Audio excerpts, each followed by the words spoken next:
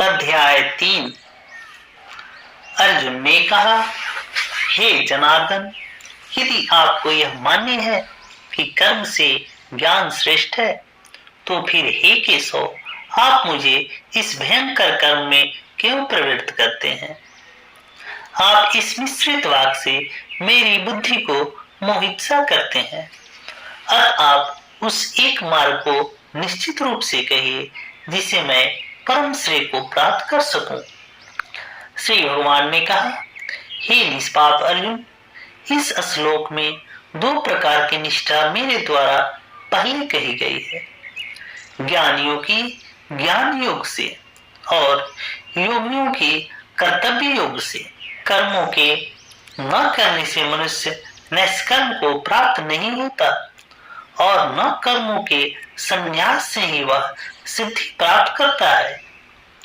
कोई भी पुरुष कभी क्षण मात्र भी बिना कर्म किए नहीं रह सकता, क्योंकि प्रकृति से उत्पन्न गुणों के द्वारा अवश्य हुए सब से कर्म करवा लिया जाता है। जो मूढ़ बुद्धि पुरुष कर्मेंद्रियों का निग्रह कर इंद्रियों के भोगों का मन से स्मरण करता रहता है, वह मिथ्याचारी कहा जाता है। परंतु हे अर्जुन, जो पुरुष मन से इंद्रियों को बस में करके अनासक्त हुए कर्मेंद्रियों से कर्म योग का आचरण कराता है, वह श्रेष्ठ है। तुम नियत कर्म करो, क्योंकि अकर्म से श्रेष्ठ कर्म है। तुम्हारे अकर्म होने से शरीर निर्वाह भी नहीं सिद्ध होगा।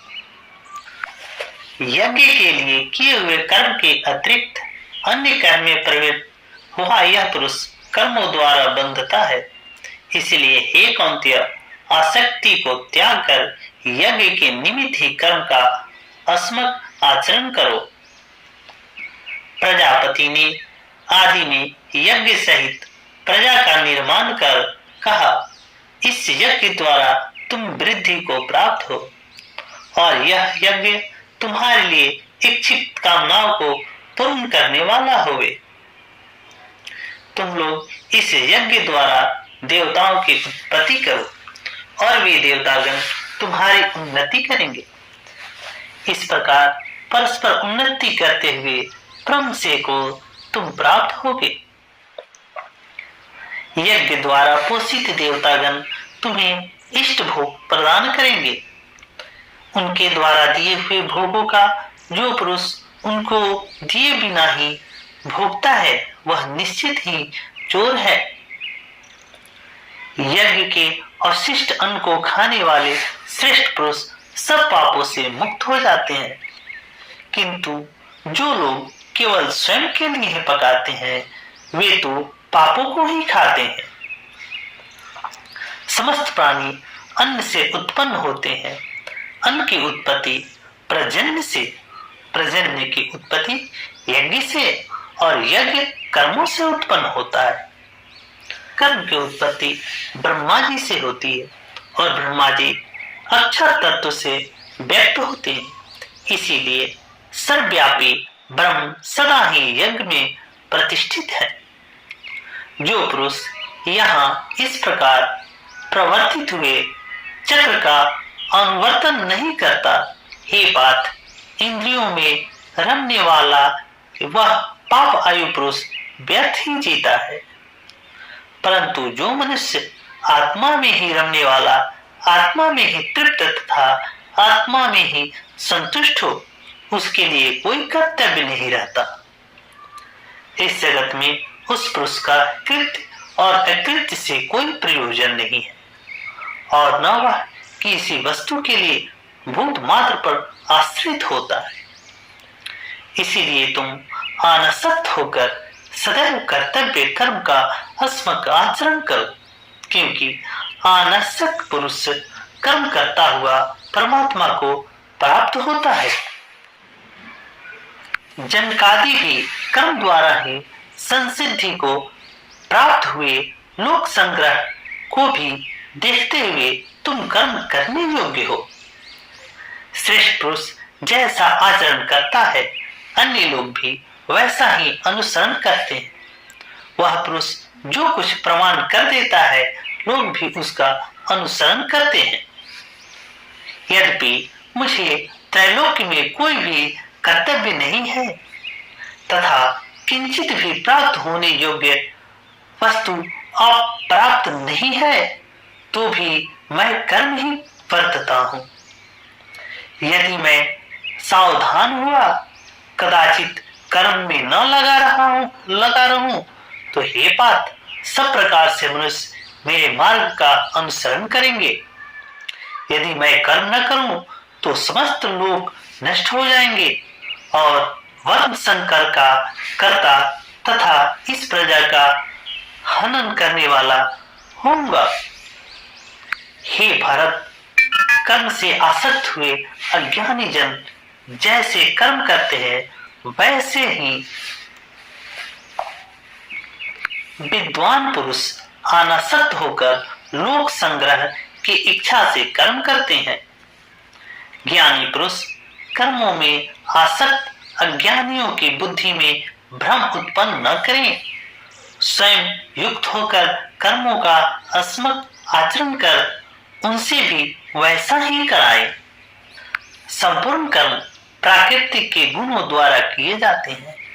अहंकार से मोहित हुआ पुरुष मैं करता हूं ऐसा मान लेता है, परंतु हे महाबाहों, गुण और कर्म के विभाग के सत्य को जानने वाला ज्ञानी पुरुष यह जानकर कि गुणों में वर्तते हैं आसक्त नहीं होता। प्रकृति के गुणों से मोहित पुरुष गुण और कर्म में आसक्त होते हैं। उन अपूर्ण ज्ञान वाले महामंद बुद्धि पुरुषों को पूर्ण ज्ञान प्राप्त पुरुष विचलित न करें। संपूर्ण कर्मों का मुझ में संन्यास करके आशा और ममता से रहित होकर संताप रहित हुए तुम युद्ध करो। जो मनुष्य दोष बुद्धि से रहित और श्रद्धा से युक्त हुआ सदा मेरे इस मत का अनुष्ठान पूर्वक पालन करते हैं वे कर्मों से मुक्त हो जाते हैं, परंतु जो दोष दृष्टि वाले मूढ़ लोग इस मेरे मत का पालन नहीं करते उन सब ज्ञानों में मोहित चित्त वाले को नष्ट हुए ही तुम समझो। ज्ञानवान पुरुष भी अपनी प्रकृति के अनुसार चेष्टा करता है। सभी प्राणी अपनी प्रकृति पर ही जाते हैं, फिर इनमें निग्रह क्या करेगा। इंद्रिय के विषय के प्रति राग द्वेष रहते हैं। मनुष्य को चाहिए कि वह उन दोनों के वश में न रहे, क्योंकि इसके शत्रु हैं।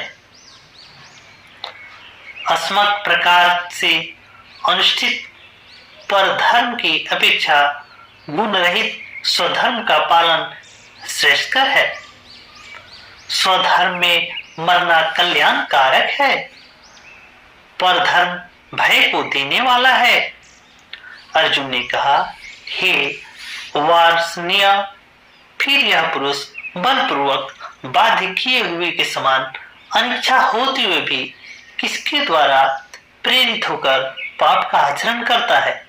श्री भगवान ने कहा, हे अर्जुन, रजोगुण में उत्पन्न हुई यह कामना है, यही क्रोध है, यह महासना और महापापी है, इसे ही तुम यहाँ शत्रु जानो। जैसे धुएं से अग्नि धूल से दर्पण ढक जाता है तथा जैसे भ्रूण गर्भाशय को ढका रहता है वैसे उसके द्वारा यह आवृत होता है। हे कौन्तेय, अग्नि के समान जिसको तृप्त करना कठिन है, ऐसे काम रूप ज्ञानी के इस नेत्र शत्रु द्वारा ज्ञान आवृत है। इंद्रियां, मन और बुद्धि इसके निवास स्थान कहे जाते हैं। यह काम उनके द्वारा ही ज्ञान को आच्छादित करके देही पुरुष को मोहित करता है। इसलिए हे अर्जुन, तुम पहले इंद्रियों को वश में करके ज्ञान और विज्ञान के नाशक इस काम रूपी पापी को नष्ट करो। परे इंद्रियां कही जाती है।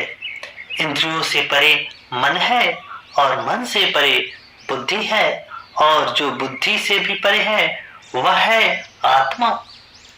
इस प्रकार बुद्धि से परे आत्मा को जानकर आत्मा के द्वारा आत्मा को वश में करके हे महाबाहो तुम इस दुर्जय कामरूप शत्रु को मारो।